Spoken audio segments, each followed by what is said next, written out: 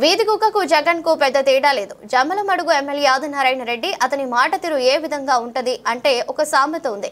No నిజం అదే జగనిజం అంటే అబద్ధాలు చెప్పడమే ఆయన ఆయుధం. పదవులకు డబ్బుకు మరిగా మామూలుగా ఊర్లో బయట కుక్క తిరుగుంటుంది, కానీ అది ఆడ ఈడ తిరుగుతుంటుంది, బలంగా ఉంటది. ఇంటి కుక్క ఏమో విశ్వాసంగా ఉంటది. వీధి కుక్క వాటం తినడానికే వచ్చాడు, ఒక్కసారి అన్నాడు. అధికారం ఇచ్చారు, ఇక చాలు. ఒక ఘాట్లో కుక్క ఉంటది, అది ఎద్దును తిననీయదు, తను తినదు. అంటే తను కట్టడు, తను ఎవరిని కట్టనీయడన్నారు. అంటే అతను మాట తీరు ఏ విధంగా ఉంటుందంటే ఓ సామెత ఉంది, నో నిజం అదే జగనిజం. బాగానండి, నో నిజం అదే జగనిజం అంటే అబద్ధాలు చెప్పడమే ఆయన ఆయుధం. పదవులకు డబ్బుకు మరిగి మామూలుగా ఊర్లో బయట కుక్క తిరుగుతుంటుంది, అది ఆన్నే తిరుగుతుంటుంది, బలంగా ఉంటుంది. ఇంటి కుక్క ఏమో విశ్వాసంగా ఉంటుంది. ఇది కుక్క వాటం తినడానికే వచ్చినాడు, ఈ రాష్ట్రాన్ని నాశనం చేసడానికి వచ్చినాడు. ఒక్కసారి ఇచ్చారు కదా, అయిపోయింది కదా, ఇంకా సాలించుకో రాజకీయం. రైతులు బాగుపడాలా.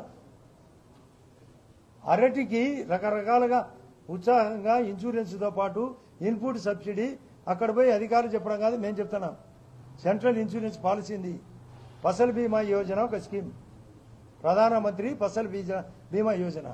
ఒక ఘాట్లో కుక్క ఉంటుంది, అది ఎద్దును తిననీయదు, తను తినదు. అంటే తను కట్టడు, తను ఎవరిని కట్టనీయడు. అంతా నాశనమైంది. ఇటువంటి వ్యవస్థ పోవడం లేదో మీరు ఆలోచించాలి. అసలు ఇన్సూరెన్సు బనానాకు ఉంది అనే విషయం అతనికి తెలియదు.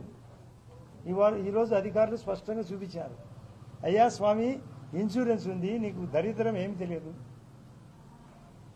నీకు అవగాహన లోపం ఉంది, అధికారం కావాలా, బటన్ నొక్కి అని బటర్ తినేది చెప్పడు.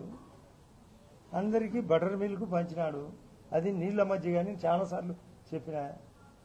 ఆ అవినాశుడు దరిద్రుని కేసులో ముద్దాయి, అది చెప్పడు.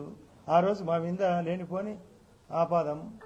ఇలా చుట్టం సతీష్ రెడ్డి కూడా ఆ రోజు చేసినట్టు చంద్రబాబు నాయుడు చెప్పినాడంట, నేను పులిసి చంపినాడంట మధ్యాహ్నం నుంచి. పొద్దునేమో గుండెపోటు, నోటికి వచ్చే అబద్ధాలు. అధికారం పోయింది, డబ్బు కలెక్షన్ పోయింది, అవినీతి అందరూ పారింది. అవినీతి ఏమి చేయలేక మొన్న మీరు గమనించిన జనవరి 13 నాడు వాళ్ళ ఇంట్లో ఒక డాక్టర్ చనిపోతే వచ్చినాడు, ఒక డిఎస్పీ గారిని మురళీ నాయకుని పిలిచినాడు. 2-3 నెలల్లో పడిపోతుంది అన్నాడు. ఇప్పుడు 2 నెలల 10 రోజులు అయింది. మళ్ళీ ఈరోజు ఏమంటున్నాడు, మీరు విన్నారా, ఏదో కన్ను మూసుకున్నాట సంవత్సరం అయిపోయిందంట. ఒక్క 2-3 నెలల్లో మళ్ళా పడుతుందంట. ఆ రోజు ఢిల్లీ పోయినాడు, 18 రోజుల్లోనే రాష్ట్రపతి పాలన అంటాడు.